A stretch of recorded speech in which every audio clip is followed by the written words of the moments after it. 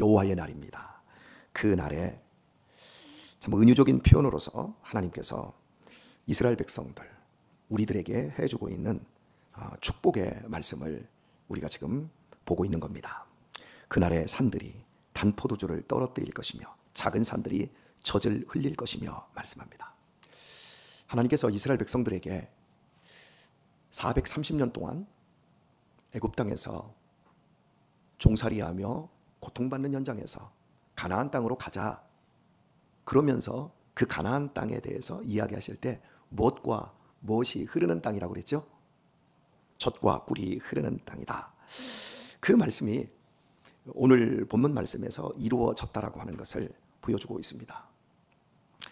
예수 그리스도의 십자가, 그분의 죽음으로 말미암은 온 인류에게, 특별히 당신에게 미치게 될 그 생명의 회복과 영향력에 대해서 은유적인 표현이고, 출애굽을 통해서 이스라엘에게 약속했던 것이 궁극적으로 이루어진 것을 의미를 합니다. 말씀을 조금 더 보면 유다 모든 시내가 물을 흘릴 것이며, 여러분, 제가 이스라엘 땅을 직접 가본 사람인데 너무 덥습니다. 너무 건조합니다. 물이 없습니다. 바싹바싹 메마른 땅입니다. 제가 갔을 때가 8월에서 9월을 넘어가는 그 무렵이었는데 정말 덥고 너무너무 건조합니다. 그늘에 들어가면 조금 시원한 기가 있지만 그 햇볕에 나오면 머리가 익습니다. 평균 온도가 지금 우리가 한참 더울 때를 지나가고 있지만 여기보다 더 더우니까요. 40도. 뭐 그 정도가 거의 평균치니까. 그리고 뭐 43도 정도 올라가는 뭐 그런 날도 경험을 했습니다. 그리고 이제 이집트 시나이 반도에서는 온도가 뭐 거의 55도 이 정도까지 치솟는 그런 곳에서 여러분, 모든 시내가 물을 흘린다. 이스라엘 시내는 모든 시내가 물을 흘리지 않습니다. 이스라엘의 유일한 물이 흐르는 골짜기는 저 헬몬산에서 발원해서 갈릴리 호수에 물이 모이고, 그 갈릴리 호수에서 한 줄기 물이 계속 남쪽으로 흘러서 사해 바다까지 연결되는 그곳만 물이 흐르고 나머지는 와디천입니다. 와디라고 하는 건 비가 내리면 물이 갑자기 확 하고 흘러가고 비가 꺼지면 물이 안 내려옵니다. 그냥 말라버리는 이런 천이 와디천입니다. 저는 이 평택에 살면서 참 안타깝게 느껴지는 것 중에 하나가 도시개발이거든요. 도시개발을 통해서 예전에 흐르던 그 천들이 다 없어져서요. 예를 하나 들어보면 여기 지금 고덕 있지 않습니까? 고덕에 수리시설이 잘 되어 있었어요. 그래서 물이 항상 그 수리시설이 되어 있는 그 천으로 물이 항상 고여 있었고 물이 흘러가고 있었고, 그래서 우렁도 있고 불과 한 20년 전에 우리 하영이가 클 때쯤에도 제가 자전거 태우고 송사리 보여주고 뭐 올챙이도 잡고 뭐 이랬는데, 지금 그런 천들이 이제 인공적으로 호수공원이 조성이 되어지고 천변길만 이렇게 나오잖아요. 그 물들이 자연 발생적인 물들로 흘러가는 물이 아니라 생활 오수가 다 흘러오는 거예요. 그냥 아파트만 다 건설되고 하니까.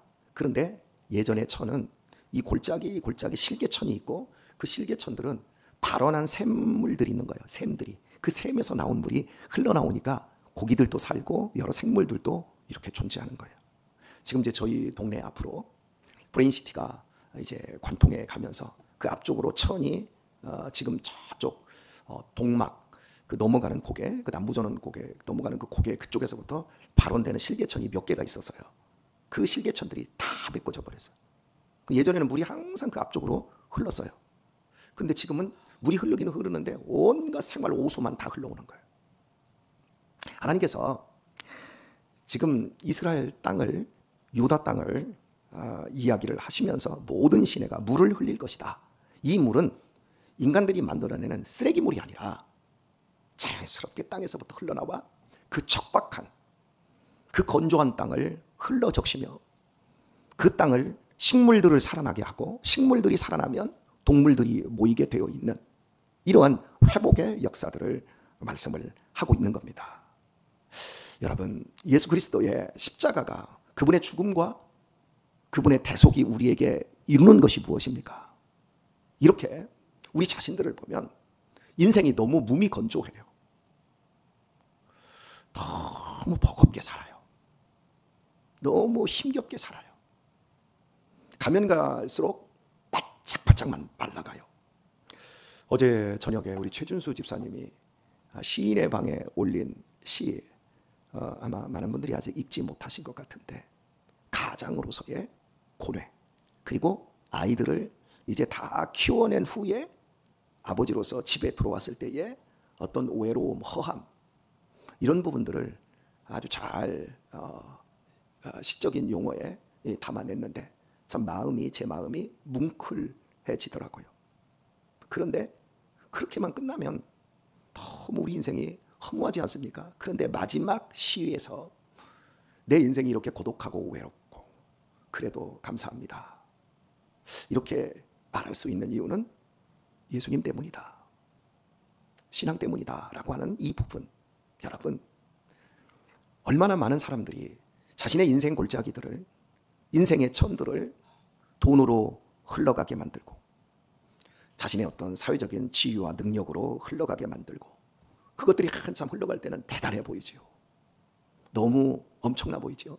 하지만 나이가 먹어갈수록 세상에서 화려하고 세상에서 인정받고 알아주었던 것들은 사실 다 말라 비틀어져요. 그리고 거기에는 생명이 깃들지를 못해요. 저희 동네에 지금 현재 브레인시티가 건설되면서 실개천들이 다 없어지고 나서 이번에 지난주에 비가 계속 오지 않았습니까? 새벽에 오는데 막 다리가 넘을 정도로 와디천이니까 그 물을 감당을 못하고 막 흙탕물이 어마어마하게 흘러내립니다. 그런데 비가 딱 그치면 물이 없어요. 비가 오는 동안만 그 거센 급류, 그 탕류가 흘러갈 뿐이에요. 우리 인생이 달다고요? 젊은 날, 철없을 때, 우리의 인생이 아직 연소하여 어리석을 때, 그때 얼굴 마사지 받아서 막 광나고 윤기나고 그러면 아이고 젊어지셨네. 그러면 까르르 좋아서 웃고, 좀 좋은 옷 입고 좀 잘 치장하면 아우 참 예쁘십니다. 그러면 목에 힘이 확 들어가고, 좀 운동 좀 해고 해서 몸매 좀 잘 닦아놓으면 어깨에다 훅가시 쫙 집어넣고. 그런데 세월이 금방 지나가요. 그거 다 와디예요, 와디. 우리네 인생에서 단맛이 나온다고요? 우리의 인생 속에서 꿀이 나온다고요? 젖이 흐른다고요? 그렇게 흘러가는 것 같지만 결국 송장이에요. 해골바가지 하나 뒤집어 쓰고 그 짧은 세월 인생에 있어서 나는 정말 행복한 사람입니다, 노래하지만 아무것도 남는 게 없는 인생. 예수 그리스도의 십자가와 그분의 그 십자가의 대속에서 나오는 참된 생명의 꿀이라고 할까요? 그 젖을 먹고 내 인생 속에서 그것을 소화하며 흘려보내지 않는 인생은 그냥 와디천입니다. 아무런 생명도 살아나지 않습니다. 여러분이 특별히 이제 정치인들을 보시면, 이 정치인들 아주 이제 권력의 중심부에 있는 분들, 그 자식들이 그 부모 이상의 그 복되고 뛰어난 삶을 사는 자식을 보셨습니까? 거의 못 봅니다. 아버지만한 자식들 보셨나요? 혹시 그런 예가 있으면 아버지보다 더 훌륭하고 더 뛰어난 그 경건과 바른 어떤 인성과 그런 것으로 더 영향력 있고 선한 삶을 추구하는 그 자녀들, 제가 정치인들의, 특별히 정치 권력의 중심부에 있는 자식들, 그분들의 자식에 대해서 지금 제가 한정시켜서 말씀드리는 거예요. 저는 못 맞는 것 같아요. 왜요? 와디니까. 권력 중심부에 있는 부모로부터 단물이 나온다고요? 젖이 나온다고요? 안 나옵니다. 자, 여러분 한번 볼까요? 18절을 봅시다. 그날에 산들이 단 포도주를 떨어뜨릴 것이며, 그 다음에 중요합니다. 무슨 산들이 젖을 흘릴 것이며? 작은 산들입니다.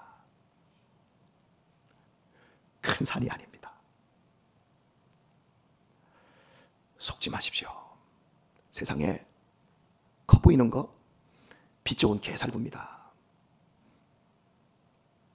우리는 심리적으로 큰 걸 원해요. 더 컸으면 좋겠어요. 모든 게 내가 가진 품이 컸으면 좋겠고, 나의 영향력이 컸으면 좋겠고, 나의 지위가, 나의 재물이 컸으면 좋겠어요. 그런데 거기에는 젖이 흘러나오지 않습니다. 작은 산들입니다. 본문이 지금 지향하고 있는 것은 앞에서 그날의 산들이, 그리고 뒤에서는 작은 산들이, 오늘 우리들이 과연 무엇을 바라보아야 될지. 여러분, 교회는 큰 것이 중요한 게 아니라 교회는 거룩한 것이 중요합니다. 그래서 요한계시록에서도 큰 성 바벨로나 망하였도다, 망하였도다. 당시 세상을 이야기하고 있는 거예요. 큰 성 바벨로나. 그런데 예루살렘 성을 뭐라고 해요? 거룩한 성 예루살렘아. 여러분, 바벨론 성과 예루살렘 성을 비교를 하면 10분의 1도 안 돼요. 예루살렘 성. 그리고 예루살렘 성 안에 성전도 엄청 작아요. 저는 성전을 3군데에서 봤어요. 처음에 어떻게 봤냐면 이집트 땅에 가서 룩소에 갔더니 성전들이 고대에 그 소를 섬기는, 태양신을 섬기는 그 신전이 이제 막 거의 폐허가 되다시피 되어 있는데, 기둥 하나가 이렇게 사람이, 어른이 이렇게 옆에서 잡으면 5사람이 잡았는데도 기둥을 이게 손이 안 닿아요. 어른 5명이. 그러니까 이 둥치가, 기둥 둥치가 얼마나 큰 겁니까? 그런 기둥 둥치가 위로 이제 솟은 게 뭐 한 이렇게 대충 잡아 한 25m, 30m입니다. 이런 기둥이 수백 개예요.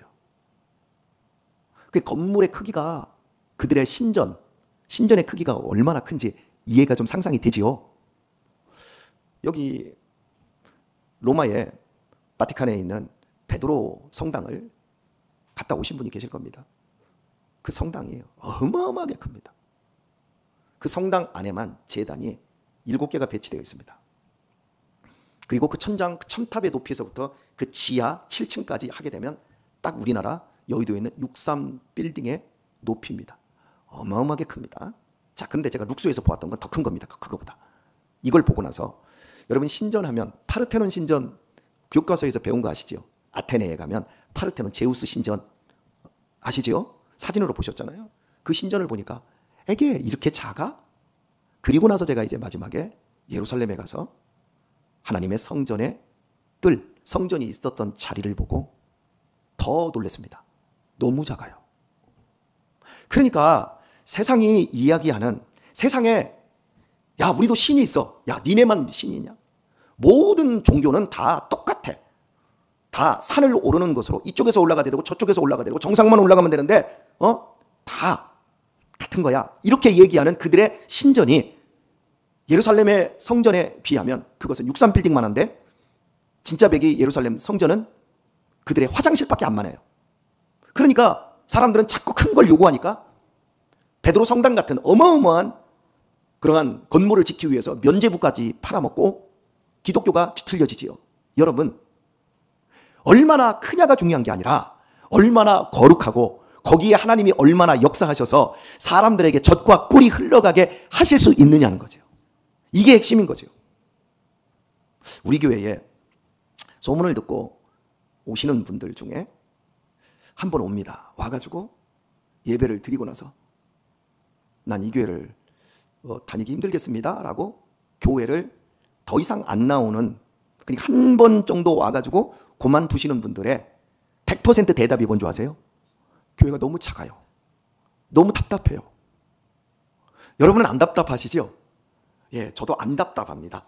저는 이렇게 여러분들을 만나면 이 좁은 공간에서 빡빡하게 앉아가지고 같이 찬송하면서 여러분들과 농밀하게 이렇게 붙어있기 때문에 굉장히 좋습니다. 누가 좋은지, 지금 누가 딴 생각을 하고 있는지 다 보니까 우리는 하늘 가족으로 더욱더 농밀한데, 꼭 100% 너무 작아. 목사님 설교도 좋고 찬양도 좋고 막 가족 같아서 다 좋은데 너무 답답해요. 너무 작아요. 그 사람들은 우리 교회 와서 단맛이 뭐고 꿀맛이 뭔 줄을 모르는 거예요. 그냥 큰 데 가서 좋은 대접 받고 그냥 이렇게. 얼마 전에 우리 교회 우리 솔미 자매와 내은이가 전도하려고 하는 아주 젊은 세대가 있었어요. 아이를, 이 소리만한 아이하고 똑같은 생일. 그래서 이제 우리 교회에 이제 이 얘기를 들었어요. 그리고 이제 마지막에 물었어요. 너희 교회에 유아실 크니? 주차장은 있니? 좀 지혜롭게 얘기하지. 있는 그대로. 주차장 없어. 작아도 거기에 10명은 너끈히 앉을 수 있어. 한 번이라도 와볼 수 있잖아요. 여러분, 요즘 젊은 세대들은 좋은 시설 갖추어져 있는 큰데 거기로 다 가요. 얼마나 거룩하고 우리 자식들이 이곳에서 하늘에서 나오는 신령한 단물과 그리고 그 저주로 그들이 새롭게 변화되고 거듭나고 하늘 가족이 되고 하나님 나라의 전사가 되고 이런 거 별로 관심 없어요. 어떻게 하면 우리 자녀들이 잘 흘러가게 만들 수 있을까? 이 세상에서 큰 물을 만나서 어떻게 하면 잘 흘러가게 될까? 큰 물을 만나는 것보다 더 중요한 건 내가 샘의 근원이 돼야지요. 그냥 온갖 세상의 문화에서 흘러나오는 그 잡스러운 그러한 물에 의해서 그냥 쓸려가 버리는 그런 삶을 한평생 살다가 가는 게 아니라 내가 정말 생명의 근원이신 예수님을 만나야지요. 내 자녀들이 그렇게 예수님을 만나서 새로워져야 되지 않겠습니까? 이런 부분에 대한 관심이 없는 거예요. 눈을 못 뜨는 거예요. 작은 자들입니다. 너무 크게 욕심내지 마시고 사랑하는 교회 여러분, 지금 나를 통해서 단물이 흘러가고 있는가만 확인할 수 있기를 바랍니다. 나는 우리 자녀들을 살릴 수 있는 젖을 흘려보내고 있는가를 확인하십시오. 혹시 젖을 흘려보낸다고 하면서 독을 흘려보내고 있을 수도 있습니다. 단물을 흘려보내고 있는 줄 아는데 실은 쓰디 쓴 물을 흘려보낼 수도 있습니다. 오늘 말씀을 맺도록 하겠습니다. C.S. 루이스의 그 나니아 연대기에 나오는 한 토막이 이런 이야기가 있어요. 너희는 이 아슬란 바로 이제 예수님을 표명하는 사자가 말하는 거예요. 너희는 아담경과 하와 부인의 후손이다. 이는 가장 가난한 거지도 고개를 꼿꼿이 들 만큼의 영광이지만, 가장 가난한 거지도 고개를 꼿꼿이 들 만큼의 영광스러운 거랍니다. 이게 하나님이 당신의 형상으로 빚어준 사람의 축복입니다. 아셨어요? 아무리 가난한 거지도 고개를 빳빳이 들고 다닐 만큼의 영광을 가진 존재가 우리들입니다. 그런데 그 뒷말이 중요해요. 또한 지상 최고의 황제도 어깨가 축 처질 만큼의 수치이기도 하다. 죄로 말미암아 하나님과 뒤틀려진 관계로 말미암아 지상 최고의 권력자인 황제라도 어깨가 축 처질 만큼 된대요. 그게 인간입니다. 그런데 여기에서 기가 막힌 이야기를 합니다. C.S. 루이스가 그러니 자족하라. 어떤 것을 선택해야 될지를 이야기하고 있는 거예요. 지상 최대의 황제로서 축 처진 어깨를 가지고 살 것인가, 아니면 지상 최대의 거지이지만 고개를 빳빳이 꼿꼿이 들 만큼의 영광을 품고 자족하며 살 것인가, 우리에게 묻고 있는 거예요. 우리 강은희 집사님은 둘 중 어느 쪽에 맞추고 있어요? 축 처진 어깨, 축 처진 황제입니까? 아니면 고개를 꼿꼿이 든 거지입니까? 오늘 최진수 집사님이 이 설교를 듣고 계시면 축 처진 황제의 어깨를 하지 마시고 고개를 빳빳이 든 나는 하나님 나라의 왕자다. 비록 이 땅에서는 거지 같지만 나는 하나님 나라의 아버지의 왕의 아들이다. 우리 최진수 집사님도 그렇게 고백하시고, 그리고 우리 사랑하는 모든 교회 여러분, 여러분들의 작고 비루한 그 산, 여러분의 인생에 고잘것없는 산과 같은 그런 모습이라 할지라도 우리가 예수 그리스도의 십자가를 통과한 어떤 경우에도 어떤 상황에서도 고개를 빳빳이 들고 나는 산을 향하여 눈을 들리라. 나의 도움이 어디서 올꼬? 할렐루야. 천지 지으신 여호와에게서로다. 여러분 놓치지 마세요. 그때 그 삶의 자세를 가질 때만 우리를 통해서 단물이 흘러가고 우리를 통해서 젖이 흘러갑니다. 모양새는 황제처럼 해놓고 말하고 행동하고 하는 것들은 이 세상 악귀보다도 못하게 악다구니 하고 있으면 우리 안에 젖과 꿀은 모두 독으로 쓴 걸로 변화해 버립니다. 오늘 하루 자 인상 한번 쫙 피세요. 한번 인상 한번 쫙 피시고 가장 편안함과 가장 근엄함과 가장 당담함으로 여러분 자신을 추스리시고 오늘은 꼭 승리하시고 오늘은 왕의 자녀로 오늘 기쁨 가운데 이 하루를 멋지게 꼴지어낼 수 있는 하루를 살아가시기를 우리 주 예수님의 이름으로 축원합니다.